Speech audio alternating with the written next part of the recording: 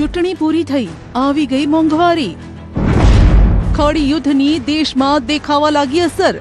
और आप पर तो मेरा ज्यादा हक है, इसलिए जरा हक से कहने वाला।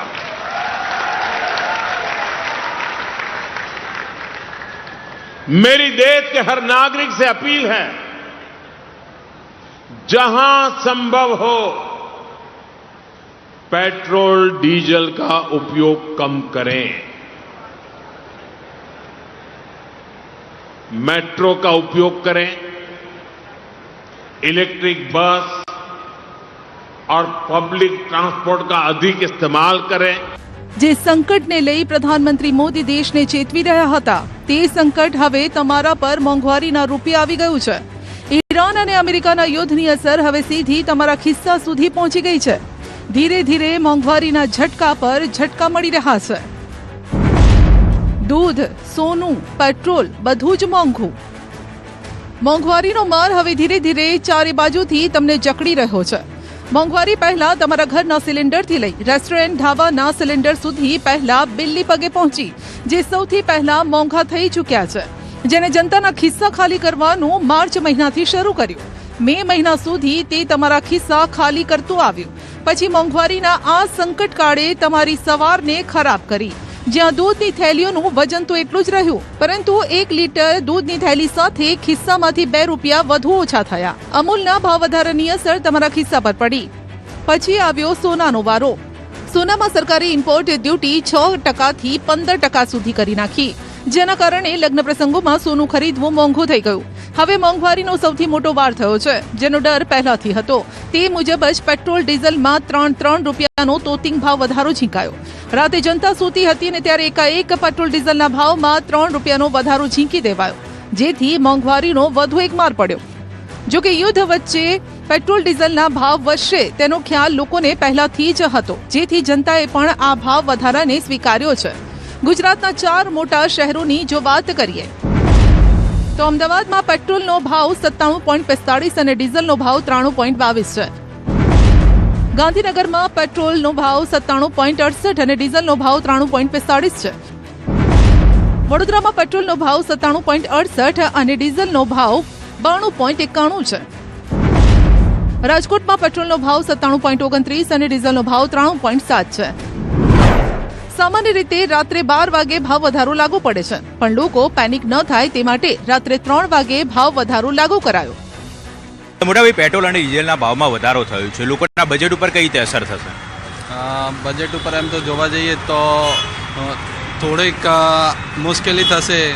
જે પેલું આપણે જે કમાતા હોય એના અંદરથી થોડુંક વધારો ઘટાડો થશે, બહુ બધી રીતે અસર કરશે। પછી ચીજ વસ્તુઓ બી બહુ બધી મોંઘી થશે ને આપણને મતલબ ડેલી લાઈફમાં બહુ બધું પ્રોબ્લેમ જોવા તો મળશે જ।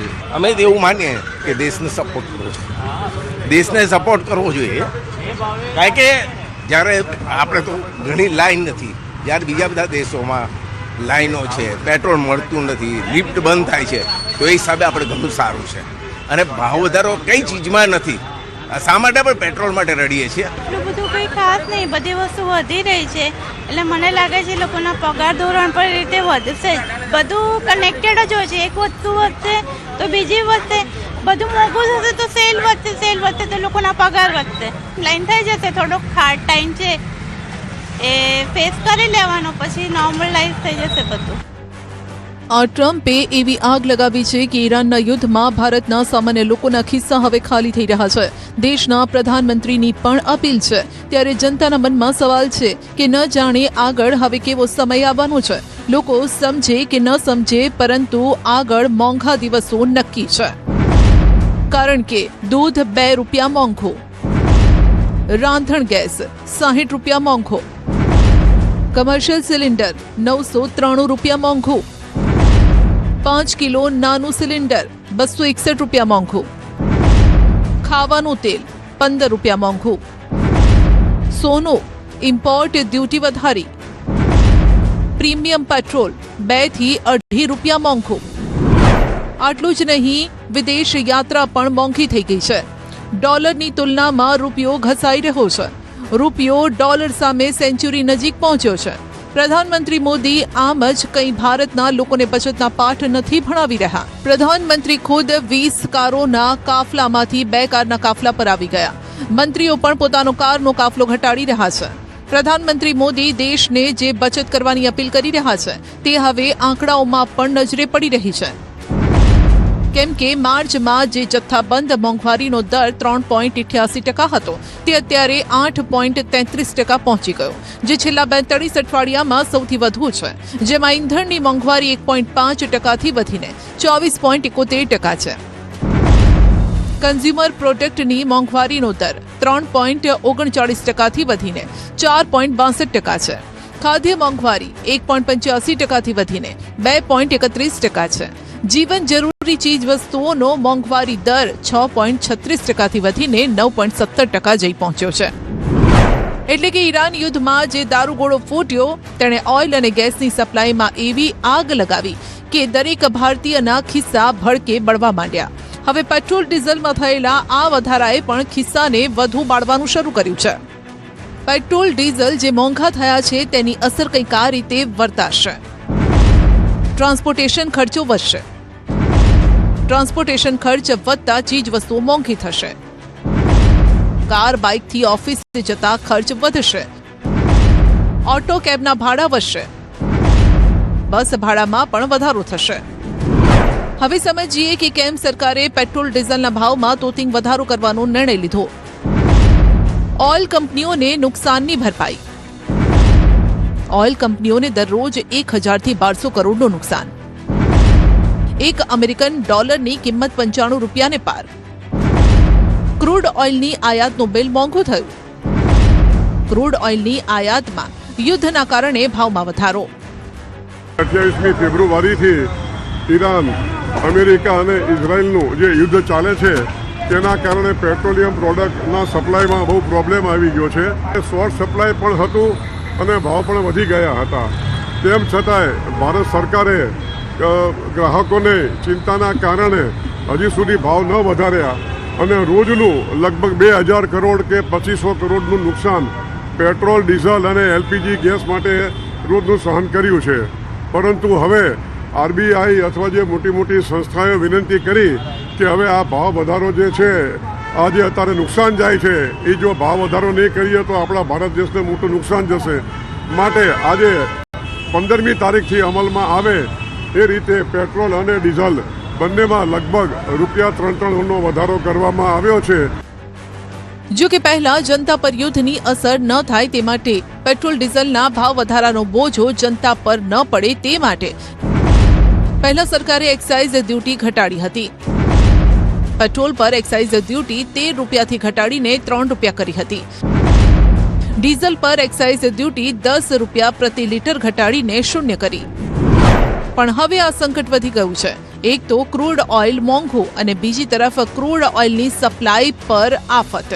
ઈરાન હવે તો ઝંડા જોઈને પણ હુમલા કરવા માંડ્યું છે. હોર્મોઝ સ્ટ્રેટમાંથી ઓઇલ ટેન્કરનું પસાર થવું લગભગ અશક્ય જેવું થઈ ગયું છે. માટે દેશને પેટ્રોલ ડીઝલ કેમ પૂરા પાડવા તે સંકટ છે. દિવસે ને દિવસે આ સંકટ વધી રહ્યું છે. જનતાને પણ યુદ્ધ શરૂ થયા ત્યારથી જ અંદાજો હતો. માટે હવે જનતાએ પણ પેટ્રોલ ડીઝલનો કરકસરપૂર્વક ઉપયોગ કરવાનું નક્કી કર્યું છે. હાલની તકે જોવા જાવ તો આખા વર્લ્ડમાં બધે વધારો કર્યો સિવાય ઇન્ડિયા. એટલે આપણા માટે ગર્વની વાત છે કે આપણી સરકારે આપણને અત્યાર સુધી તો માહિત રાખેલા છે. આજે મોદી સાહેબે પેટ્રોલનું કીધું છે એના લીધે અમારું જે ફિલ્ડ સ્ટાફ હોય એ લોકોને રેગ્યુલર બેઝ ઉપર તકલીફ ના પડે એના માટે બધા ફૂલ કરાવે છે. વર્ક ફ્રોમ હોમની બી જાહેરાત કરીએ તો એના માટે એ પણ હોવું જરૂરી, જેવા કે અમારી કંપની વર્ક ફ્રોમ હોમની પરમિશન આપે, રિઝર્વ બેન્કે એપ્રુવડ કંપની એ તો વર્ક ફ્રોમ હોમ થઈ શકે એટલે એટલી બચત તો થઈ શકે. ભાવ વધારો હવે આપણા અન્ય દેશો કરતાં ભાવ વધારાની બાબતમાં વાત કરીએ તો ઘણો પ્રમાણમાં ઓછો છે ને જાળવી રાખ્યો એ પણ મોટી વાત છે. જે રીતે મોંઘવારીનો દર છેલ્લા 42 અઠવાડિયામાં સૌથી વધુ છે, જે રીતે હવે પેટ્રોલ ડીઝલના ભાવ વધતા ટ્રાન્સપોર્ટેશન ખર્ચ વધવાનો છે, તેનો બોજો હવે કંપનીઓ જનતા પર આગામી દિવસોમાં નાખશે તે નક્કી છે, જેનો માર મધ્યમ અને ગરીબ વર્ગ પર પડશે. લોકોને હજુ પણ એવું છે કે મોંઘવારીનો આ પ્રથમ ડોઝ છે, હજુ મોંઘવારીનો વધુ માર પડશે. હા, તકલીફ તો મધ્યમ વર્ગવાળાને છે જ, બરાબર. એ તકલીફ તો છે જ, પેટ્રોલના ને ડીઝલના વધારે હોય તો તકલીફ તો છે જ. હા, વાહન એમાં શું છે કે વાહન હલાવે એ કાયમી જીને જોતો હોય એ જોશે જ. માણસોને બહુ અત્યારે મોંઘવારી એક તો એક બાજુ હોય અને અત્યારે પાછો આનો માર પડી રહ્યો છે, એટલે માણસોને બહુ તકલીફ પડશે. અત્યારે બધોય ભાવમાં બહુ વધારો છે. પેટ્રોલના ભાવ અત્યારે 3.5 રૂપિયા વધી ગયા, ડીઝલના ભાવે વધી ગયા. હવે મધ્યમ વર્ગ આમાં ક્યાં જશે? બરાબર. અમારે શું કરવાનું? સરકાર હવે જોવે ને સામું મધ્યમ વર્ગની સામે તો સારું છે. લોકોને સર પહેલી વસ્તુ તો એ છે, ભાવ સાંભળીને અત્યારે તો એ લાઈનો લાગી જ છે. એ હજી લોકોને એવું જ થાય છે કે હજી ભાવ વધશે એવું માનવામાં આવે છે.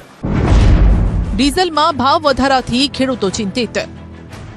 ખાતર મોંઘું, બિયારણ મોંઘું, હવે ડીઝલ પણ થશે મોંઘું. ખેડૂતોની ચિંતા પણ આ ભાવ વધારાથી વધી છે. ખેડૂતો વાવણીથી લઈ લણણી સુધી ટ્રેક્ટરનો ઉપયોગ કરે છે. અગાઉ ટ્રેક્ટરથી ખેતરમાં ખેડાણ કરવાનો ભાવ પ્રતિ કલાક 900 થી 1000 હતો, જે હવે વધીને 1200 થી 1500 થયો. ચોમાસાની સિઝન શરૂ થવા પર છે ને ત્યારે આ ભાવ વધારો ખેડૂતો પર વધુ આર્થિક ભારણ નાખશે.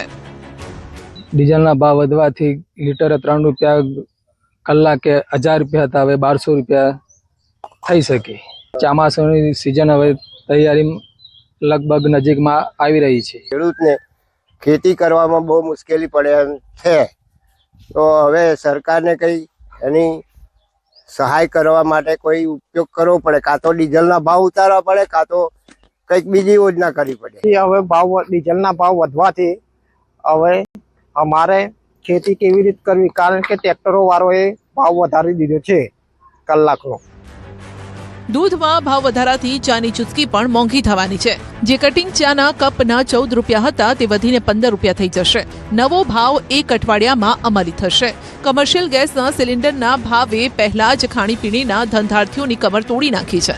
હવે દૂધમાં ભાવ વધારાએ દાજ્યા પર ડામ આપ્યો છે. આજે બેન દૂધના ભાવમાં 3 રૂપિયા વધ્યા, એટલે અમે વિચારી રહ્યા છીએ કે કદાચ 1-2 રૂપિયો વધારવો પડે ચામાં. ક્યારથી આ ભાવ વધારો કરશો?